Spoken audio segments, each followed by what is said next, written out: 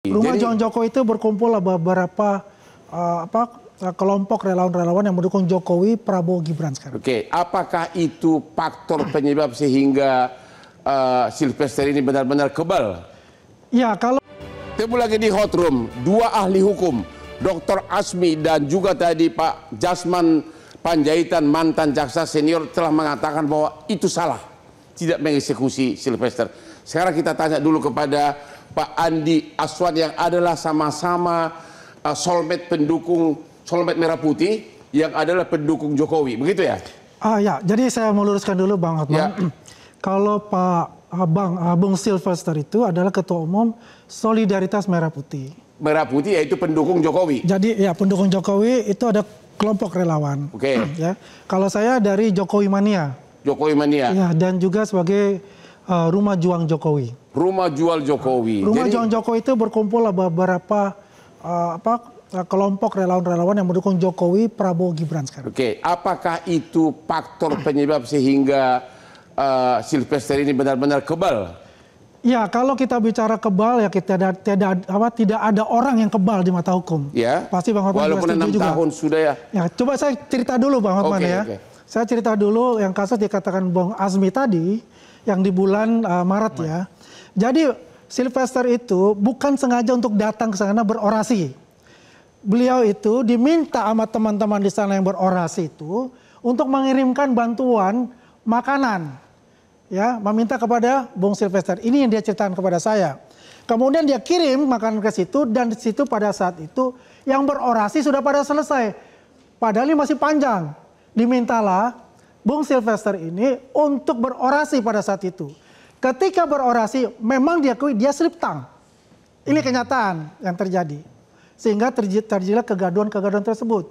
Sebetulnya hal itu sudah dibicarakan, diselesaikan secara adat. Kenapa saya katakan secara adat? Beliau ditemani oleh tokoh-tokoh NTT, ya, yaitu Pak Mekeng, Pak Melchias Markus Mekeng, Andi Gani Nenawia, dan ditemani di-arrange oleh Pak Sofyan Wanandi. Ya, di sini saya ada fotonya, ya. Di sini. Ini di Istana Wakil Presiden ketika beliau menghadap. Memang di dalam istana itu tidak boleh bawa foto. Jadi setelah ini dia selesai baru mereka berfoto. Di dalam Istana Wakil Presiden beliau itu memberikan sarung khas NTT yang menandakan bahwa beliau itu meminta maaf kepada Pak JK bahwasanya dia bersalah untuk itu dan penghormatan sebagai orang tua, maka beliau memberikan secara adat NTT. Nah, di situ bahwasanya telah terjadi ya namanya permohonan maaf itu. Walaupun permohonan maaf itu tidak menggugurkan yang sudah ingkrah itu, ya itu suatu keniscayaan. Tapi saya akan meluruskan apakah ada pembicaraan itu. Berdasarkan data ini saya katakan itu ada pembicaraan tersebut. Begitu Bang Hotman. Terus, oke, itu faktor awalnya. Ya. Sekarang kenapa dia begitu kuat sehingga 6 tahun tidak dieksekusi? Apa yang membuat? Saya setuju juga dengan Bung Azmi. Kemungkinan ya, mohon maaf kemungkinan ada kealpaan dari jaksa eksekutor untuk itu. Ya. Kealpaan atau faktor orang kuat yang mendukung dia? Ini tergantung persepsi orang yang menilai. Tergantung persepsi orang yang menilai. Menurut Anda? Kalau saya ini adalah kemungkinan kalau dibilang bulan Mei ya, kapitnya 2019 itu ya, kan berdekatan dengan COVID ya, yang dikatakan oleh dari kejaksaan kan mengatakan karena ada proses ada COVID sehingga ya itulah saya katakan mungkin ada kealpaan di sisi itu gitu loh. Tapi yang terjadi 2 minggu ini sudah viral banget juga, belum juga dieksekusi. Pandangan Anda? Ya menurut saya Sylvester itu juga taat hukum.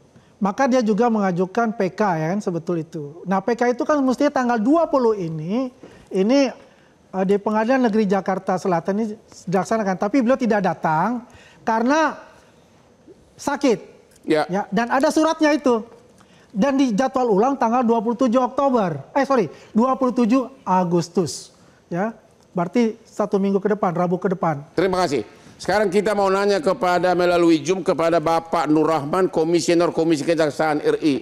Halo Pak, Nur Rahman. Halo Pak, selamat malam Pak. Dua ahli hukum telah menyatakan bahwa kejaksaan lalai. Pandangan Anda gimana?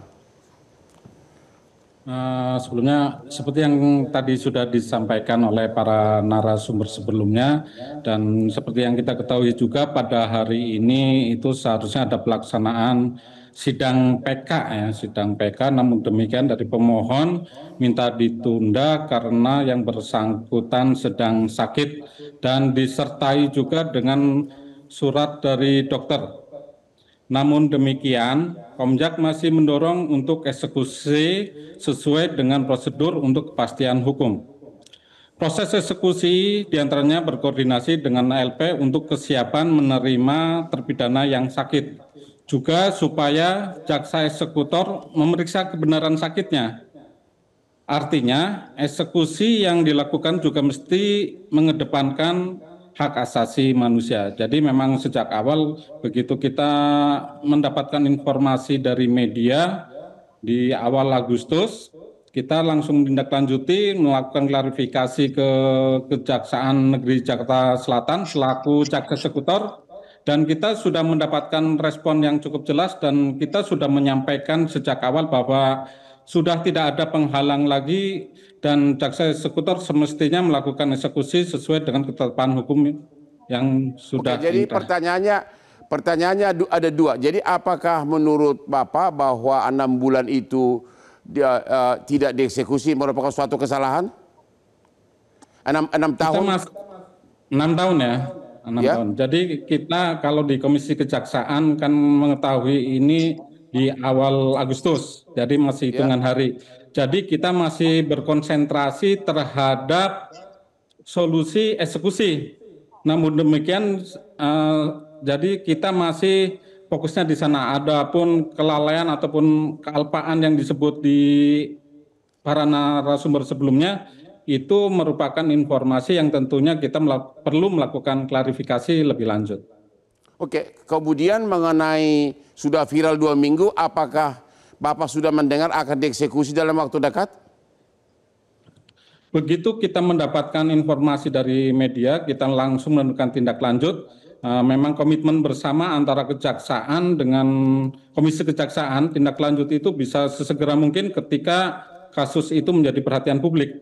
Dan kita sudah mendapatkan responnya dalam hitungan hari, dan kita juga sudah melakukan kunjungan ke Kejaksaan Negeri dan bertemu dengan jaksa eksekutornya, menjelaskan detailnya, dan mereka menyampaikan eksekusi itu on progress.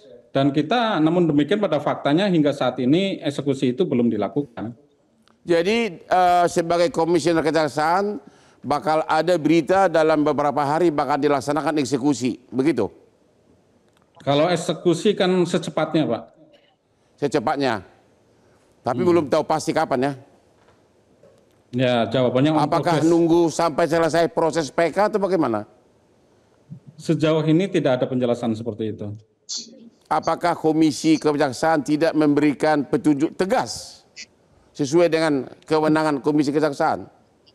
Sesuai kewenangannya kami sudah memberikan rekomendasi bahwa sudah tidak ada penghalang lagi. Putusan sudah berkekuatan hukum tetap dan jaksa eksekutor mempunyai kewajiban untuk melakukan eksekusi sesuai perintah dari pengadilan. Terima kasih. Jadi sifat Komisi Kejaksaan sikapnya sudah tegas bahwa memang tidak ada alasan lagi untuk tidak mengeksekusi. Setuju Anda dengan itu? Saya setuju. Ya, saya kira itu adalah langkah yang objektif dan memang jernih dari Komisi Kejaksaan. Tapi Komisi Kejaksaan seharusnya bisa ngegas lebih cepat gitu loh. Secara fakta dan kenyataannya sudah 6 tahun gitu loh. Ini kan berarti Komisi Kejaksaan juga harus bisa mengakui sewaktu tadi cross check ke Kejaksaan Jakarta Selatan. Apakah memang ada keterbatasan kewenangan atau dari Kejaksaan Jakarta Selatan, Bang? Jadi itu kan jaksa ada Kejaksaan Jakarta Selatan, ada Kejaksaan Tinggi, baru Kejaksaan Agung. Komandonya itu kan dari Kejaksaan Selatan, Jaksa Selatan itu kan Kejaksaan Tinggi. Dan Kejaksaan Tinggi akan ada komando lebih tinggi lagi langsung kepada Jaksa Agung. Jangan-jangan ini tadi kan kenapa sekian lama itu tidak dilakukan? Apa mengikuti arus? Apakah memang ada konstelasi campur tangan tertentu? Karena memang sudah tidak ada alasan yuridis gitu loh. Jadi ini memang wajib dipertanyakan oleh Komisi Kejaksaan gitu. Jadi Komisi Kejaksaan memang dibuat untuk itu kan menjadi ikan hiunya untuk mengejar kinerja tanggung jawab daripada jaksa-jaksa. Jadi Anda mau mengatakan Komisi Kejaksaan bukan hanya sekedar agar eksekusi dilaksanakan, tapi juga untuk memeriksa siapa yang lalai. Oh iya dong, harus ada peralihan tanggung jawab. Begitu ada putusan diketahui tadi waktu di cross check di pengadilan sudah melakukan, berarti kan ada peralihan tanggung jawab. Berarti jaksa punya kewajiban dan bertugas untuk mengirim terpidana ke lembaga permasyarakatan. Kenapa itu tidak dilakukan, Bang? Gitu loh. Kalau saya dipidanain, Bang, gitu loh, jaksanya sekalian. Jadi dari Komisi Kejaksaan kita menunggu dua sikap, apakah akan diperiksa jaksa yang 6 tahun ini tidak mengeksekusi, dan juga kita menunggu lagi berita kapan akan dieksekusi. Temu lagi di Hot Room.